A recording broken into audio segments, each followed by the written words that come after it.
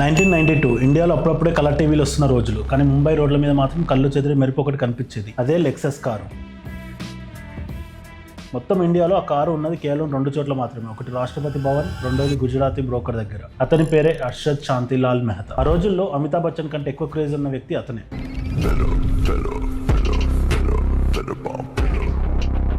సామాన్యుడికి share market అంటే జూదం, కానీ అర్షద్ దాన్ని బంగారు గనిగా మార్చాడు. ప్రతి మిడిల్ క్లాస్ మనిషికి రాత్రి కోటీశ్వరుడు అవ్వచ్చు అనే కలను నమ్మిన మాయగాడు అతను. కానీ ఆ కల వెనుక ఒక చీకటి ఉంది. అతను సృష్టించిన సంపద నిజం కాదు, ఒక గాలి బుడగ. 4,000 కోట్ల కుంభకోణం. ఈ రోజు లెక్కల్లో చూస్తే సుమారు 25,000 నుంచి 30,000 కోట్ల స్కామ్. అసలు ఒక మామూలు బ్రోకరు దేశంలోని అతిపెద్ద బ్యాంకులను ఎలా బోల్తా కొట్టించాడు, లేక ఆ బ్యాంకులే అతన్ని వాడుకుని వదిలేశాయి. ఇది కేవలం స్కామ్ కథ కాదు, ఆశ, అత్యాశ మరియు ఒక సిస్టమ్ ఫెయిల్యూర్ కథ. Welcome to unfiltered.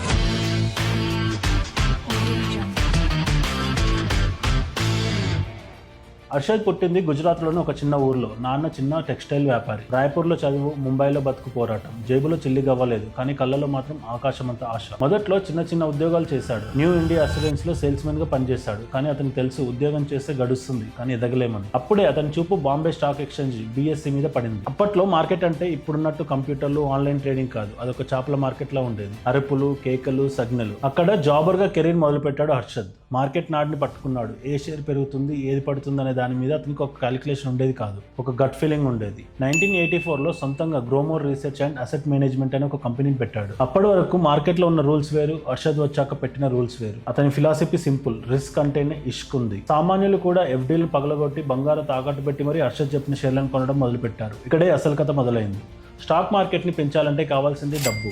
కోట్లలో కాదు, 100,000 కోట్లలో కావాలి. మరి అంత డబ్బు అర్షద్కి ఎక్కడిది? ఇక్కడ అర్షద్ తన తెలివిని వాడాడు. సిస్టంలో ఉన్న ఒక చిన్న లొసుగును పట్టుకున్నాడు. దాని పేరే రెడీ ఫార్వర్డ్ డీల్, అంటే RFD. కన్ఫ్యూజన్ అవ్వకండి, సింపుల్ గా చెప్తా. బ్యాంకుల దగ్గర రోజువారీ అవసరాల కోసం గవర్నమెంట్ బాండ్స్ ఉండాలి. ఒక దగ్గర బాండ్స్ తక్కువ అయితే వేరే బ్యాంకు దగ్గర అప్పుగా తీసుకుంటుంది, బదులుగా డబ్బు ఇస్తుంది. కొన్ని రోజుల తర్వాత డబ్బు తిరిగిచ్చి బాండ్స్ తీసుకుంటుంది. ఈ లావాదేవీలో మధ్యవర్తిగా, అంటే బ్రోకర్ గా అర్షద్ ఉండేవాడు. అర్షద్ ఏం చేశాడంటే చిన్న బ్యాంకుల్లో like bank of Karad, metropolitan cooperative bank అధికారులతో కుమ్మక్కై ఫేక్ బ్యాంక్ రెసిప్ట్, అంటే ఫేక్ BRs సృష్టించాడు. అంటే బ్యాంక్ దగ్గర అసలు బాండ్స్ లేవు, కానీ ఉన్నట్టు ఒక రసీదు రాసిస్తారు. ఆ పేపర్ ముక్కను పట్టుకెళ్లి పెద్ద బ్యాంకుల దగ్గర పెట్టేవాడు. ఇదిగో బాండ్స్ ఉన్నాయి, డబ్బులు ఇవ్వండి అని అడిగేవాడు. వాళ్ళు ఆ పేపర్ ని నమ్మి అర్షద్ అకౌంట్ లో 100,000 కోట్లు వేసేవాళ్ళు. ఆ డబ్బు బ్యాంకుది, కానీ వాడేది మాత్రం అర్షద్. ఆ డబ్బుని స్టాక్ మార్కెట్ లో పంప్ చేసి షేర్ల రేట్లు విపరీతంగా పెంచేవాడు. లాభాలు వచ్చాక అసలు డబ్బుని తీసుకెళ్లి మళ్ళీ బ్యాంక్ కట్టేవాడు. దీన్నే సర్కిల్ ట్రేడింగ్ అంటారు. అంటే ఒకరికి టోపి తీసి ఇంకొకరికి పెట్టడం. అందరూ అర్షద్ మెహతాను దొంగ అన్నారు. నిజమే, ఆయన చేసింది మోసమే. కానీ ఇక్కడ మనం ఒక చేదు నిజాన్ని ఒప్పుకోవాలి. అర్షద్ కేవలం అవకాశాన్ని వాడుకున్నాడు.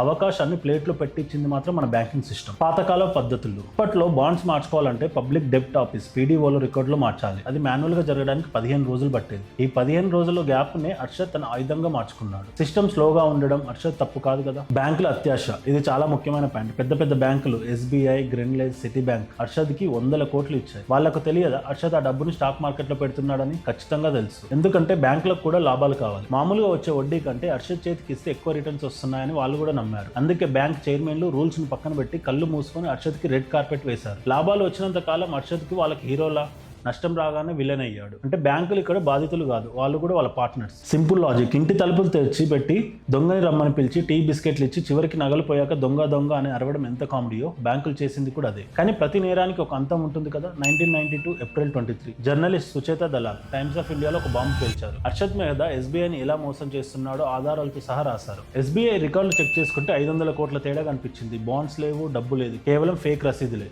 అర్షద్ కట్టుకున్న గూడు పేకమేడలా కూలిపోయింది. బ్యాంకులు డబ్బులు వెనక్కి అడిగాయి. అర్షద్ షేర్లు అమ్మడం మొదలు పెట్టాడు. మార్కెట్ క్రాష్ అయింది. సెన్సెక్స్ నేల చూపులు చూసింది. ACC సిమెంట్ షేరు 9,000 నుంచి 300లకు పడిపోయింది. నిన్నటి వరకు అర్షద్ ని దేవుడు అనుకున్న వాళ్ళు రోడ్డున పడ్డారు. ఎంతో మంది ఆత్మహత్యలు చేసుకున్నారు. అర్షద్ మెహతాను అరెస్ట్ చేశారు. 72 క్రిమినల్ కేసులు, 600 సివిల్ కేసులు. జైలు జీవితం, కోర్టు చుట్టూ తిరగడం. చివరికి 2000 కోట్లు 47 ఏళ్ల వయసులోనే తానే జైల్లో గుండెపోటుతో చనిపోయాడు. అర్షద్ మెహతా ఒక విలన్, సందేహం లేదు. కానీ అతను ఇండియన్ ఫైనాన్షియల్ సిస్టమ్ లో ఉన్న డొల్లతనాన్ని బయటపెట్టాడు. అతను చేసిన స్కామ్ వల్ల ఈ రోజు మనకు స్ట్రాంగ్ SEBI ఉంది, ఆన్లైన్ ట్రేడింగ్ ఉంది. స్టాక్ మార్కెట్లో డబ్బులు సంపాదించడం తప్పు కాదు, కానీ షార్ట్ కట్లో సంపాదించాలనుకుంటే చివరికి మిగిలేది సున్నా.